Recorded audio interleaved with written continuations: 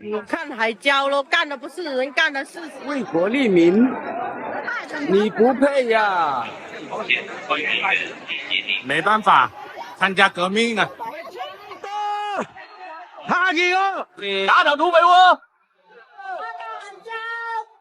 窝！哦，各乡各镇都过来了，过来支持加沙。老百姓要上火！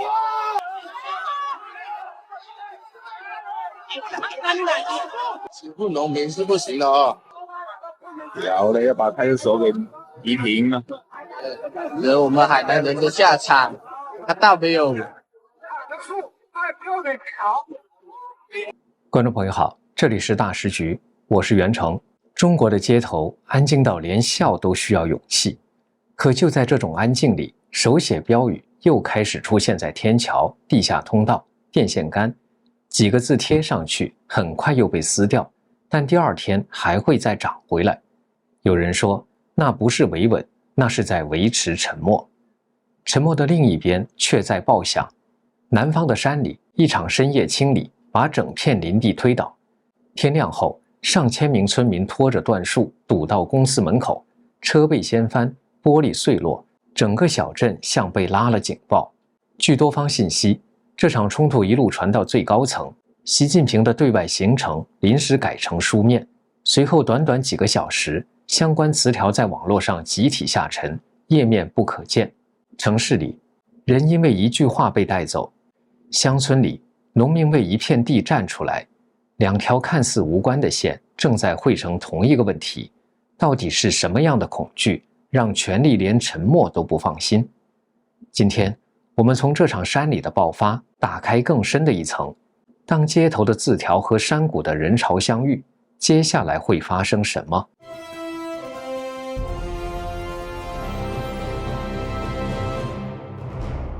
海南岛中部的小县城琼中县10月31号突然爆发一场罕见的大规模农民抗争事件。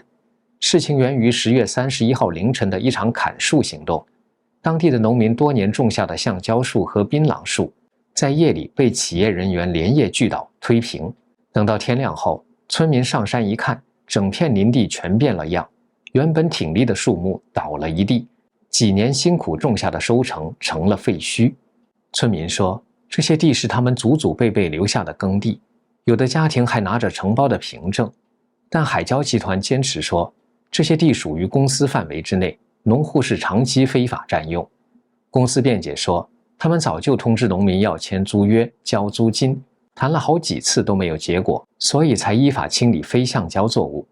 可村民并不接受这个说法，认为公司既没有事先通知，也没有任何补偿，还挑在半夜动手，这根本是偷砍，是直接断了他们的生路。当天晚上，几千名村民手里拖着被砍断的槟榔树和橡胶树，涌向海南天然橡胶产业集团加差分公司的办公楼前，把大门口堵得水泄不通。最初，村民们只是围在公司大楼门前，要求海椒方面出面解释，但公司人员始终没有走出办公楼，只在楼内观望。但随着夜色加深，人越聚越多，现场气氛逐渐紧张，有人高喊打倒海椒集团，打倒土匪窝，抗议声浪此起彼伏，响彻山谷。随着村民愤怒情绪的失控，有村民将被砍的树干横放在公司门前，有人拍打铁门叫骂，也有人投掷石块和木条。现场人群还推翻了几辆停放在公司前的汽车和休旅车，部分车辆被掀翻在地，车玻璃破裂。公司门前悬挂的企业招牌也被群众拆下砸毁，散落一地。海椒公司的工作人员被困在楼内，情况一度危急。随后，大批防暴警察赶到现场，组成人墙，手持盾牌，试图控制局势，护送公司职员撤离。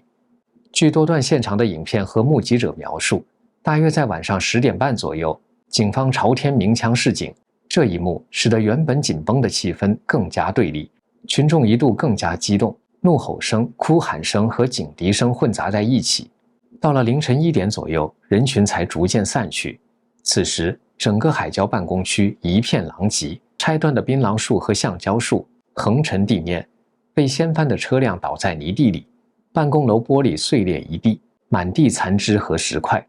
加差村民的遭遇在海南引发共鸣，琼州各镇以及儋州、白沙、五指山等市县的年轻人纷纷驾车赶到加差，声援抗争的村民。11月1号凌晨，琼州县政府成立联合调查组，说事件是历史遗留的土地权属纠纷，并强调无人伤亡，局势平稳。同一天下午，当地公安局发布警情通报，表示群众已经被劝离，政府将依法处理，维护各方的合法权益。X 账号昨天引述消息披露，11月1号，在当地政府的调解下，村民获得了58.86万元的赔偿款以及10万元的负重资金。接下来插入一段工商时间，我们大时局频道会及时追踪各种重大新闻。如果您想翻墙观看我们的节目，我推荐一款非常好用的 VPN， 神盾 VPN。我和我们团队的人觉得，这是目前真正值得信赖的安全 VPN。为什么这么说呢？很多人可能都在用 VPN， 但是传统 VPN 存在一个问题，它只用一台服务器，资料经过加密传到 VPN 的服务器，然后由同一台服务器发送出去。也就是说，它不但知道您的来源 IP， 也知道您连去哪里。这意味着，只要那台服务器有风险，您的整条路径就会被看得一清二楚。而神盾 VPN 采用的是独家技术，双节点 P2P 加密架构，资料会经过2台服务器转送，第一台只知道您的来源 IP， 第二台只知道您要连的目的地，2台之间端对端加密，任何单一节点都无法还原整条通讯路径，连神盾自己都无法追踪您在网络上的行踪。除了安全，神盾 VPN 的速度和稳定性表现也很出色。神盾 VPN 可以在全球服务器自动切换，随时连最近最快节点，而且一个账号可用在手机、电脑、平板，可以全家分享。现在购买2年方案享65折优惠，输入我们节目的专属优惠码大时局，再打9折，30天内不满意全额退款，无风险适用。赶紧点击节目下方描述栏的购买链接购买。据前内蒙古政府法律工作室执行主任杜文爆料，这起冲突的农民抗议事件很快传到了习近平的耳中。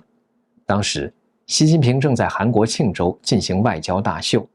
据说，习近平紧急取消原定出席的亚太经合组织工商领导人峰会，转而专门听取海南民变的汇报。这场对话会原计划习近平要发表重要讲话，结果临时变成了书面发言。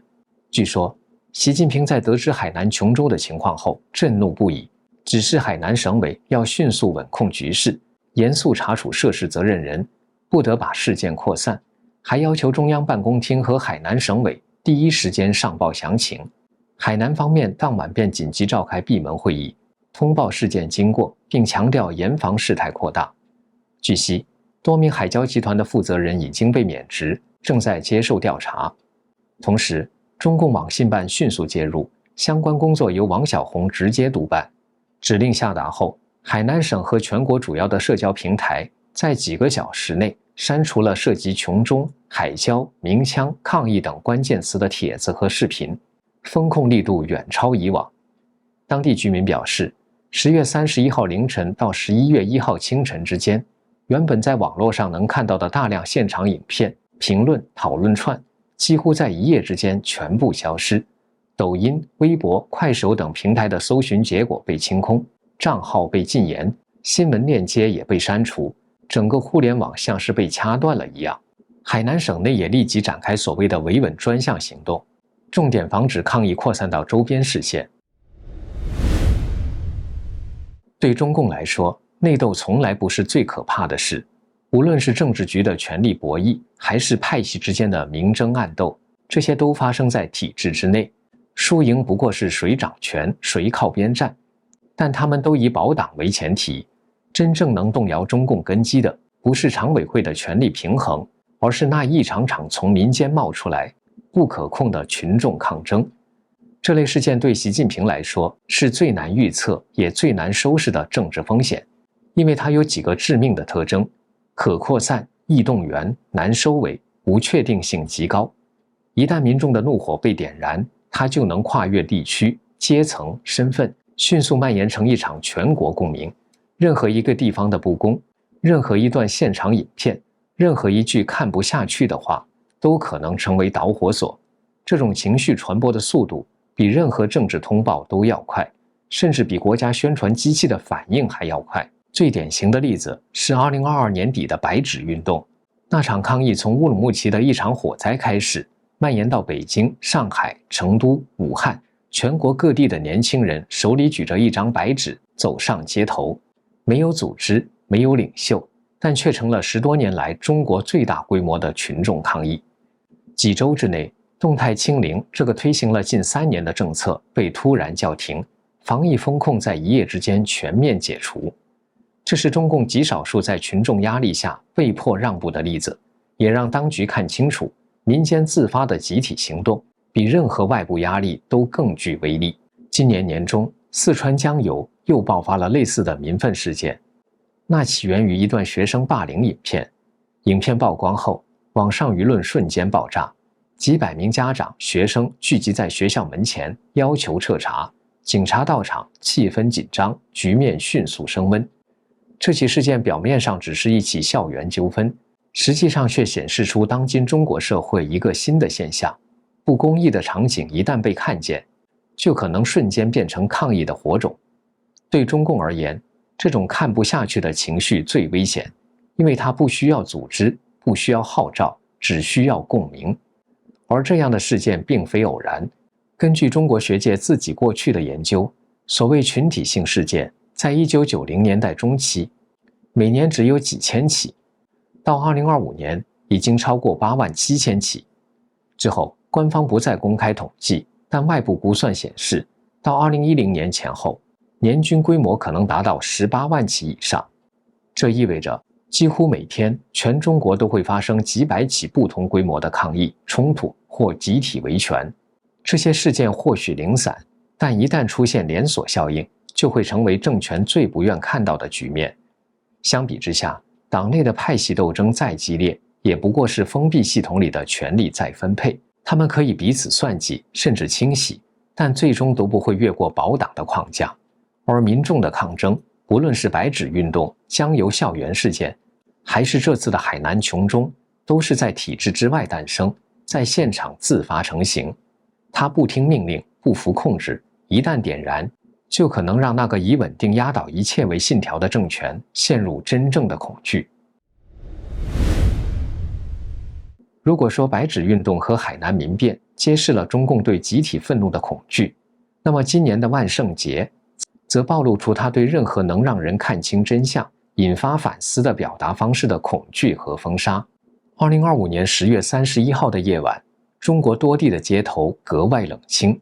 原本属于年轻人装扮自己、表达心声的节日万圣节，今年却被像抽干了色彩。2023年万圣节期间，上海、武汉、成都等城市的街头挤满了扮装者。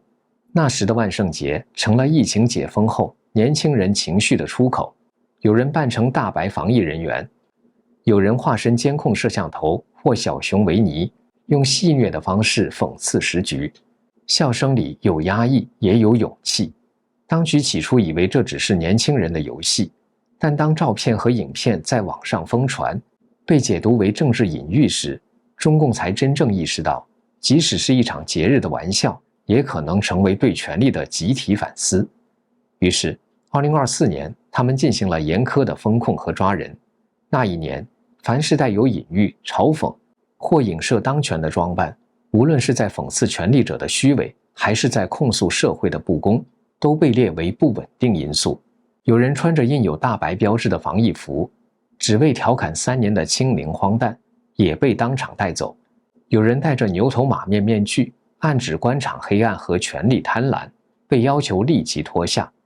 还有青年在服装上写下“我想说话”的字样，被警察包围后强迫更衣。一位外带小哥只因为扮成猪八戒的模样，就在送餐途中被警察拦下，理由是今天是西方万圣节，不准任何装扮，万圣节只在国外承认，在中国不被承认。警方当场登记了他的身份信息，并要求小哥整改。不久后，小哥换上东北花袄继续送外卖，又在路上被拦下，被要求整改。原本只是节日的创意和幽默，到了中共眼里却变成对体制的挑衅。他们害怕的不是服装本身，而是那些服装里藏着的语言，那种不需要喊口号却能让人一眼看穿现实的语言。今年的万圣节，他们更恐慌了，开始提前动手了。从10月下旬开始，上海市中心多条街区就出现警察和便衣巡逻。警方在静安寺、巨鹿路等地设立临时检查点，拦查、盘问装扮上街的年轻人，并要求不得穿着异装聚集。在武汉，地方政府更是以维修施工为名，提前封锁黎黄坡路。去年这里是万圣节活动的聚集地，公告写得冠冕堂皇，进行管网、布砖及沿线设施维修，实际上是为了阻止人群再度上街。尽管如此，仍有不少年轻人分散在各处庆祝，有的被公安盘查，有的被严收，有的被没收道具，更多人则选择穿着低调的服装，悄悄在人群中游走。东北的哈尔滨、南京等地也有青年尝试上街，有人扮作大白，有人模仿政治人物，结果同样被驱离。甚至多所高校和地方机关还下达校纪通告，要求学生不得参与万圣节活动。部分学校更在事后勒令参加者自首并写检讨。今年防范的严密还体现在对普通角色扮演的处理上，有女子扮成哆啦 A 梦也被警察在街头拦下押往派出所，甚至仅仅戴个假面具也被当场要求立刻脱下。警车在街头排成一排，闪着刺眼的警灯，原本该属于欢笑的节日气氛变成冷冽的戒严。原本应该是充满欢笑和创意的节日，被硬生生变成一场临时的戒严。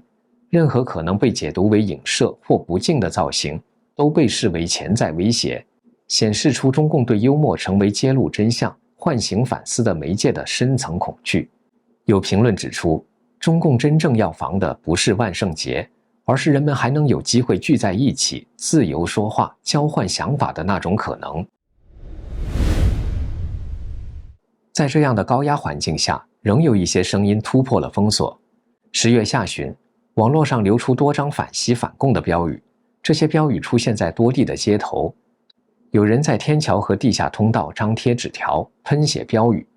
内容包括打倒共产党、习近平下台、自由属于人民等。这些标语虽然很快被清除，但它们的出现却引发了巨大的舆论震动。这样的标语并非首次出现，自白纸运动以来，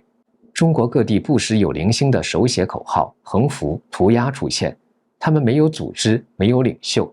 却表达着同样的情绪：对谎言的厌倦，对现实的不满和对真相的渴望。在一个连笑都要被审查的国家里，这样直接的标语是最赤裸也最危险的表达。而正因如此，它的每一次出现都像是静默社会表层的一次裂痕，提醒人们沉默从未等于顺从。而正是这样的沉默才是中共最恐惧的，因为他知道每一次被压抑的笑声都可能成为下一次爆发的前奏。这里是大时局，感谢您的陪伴与思考，请订阅、分享并打开小铃铛，一起在动荡中坚守真相，在黑暗中点燃希望。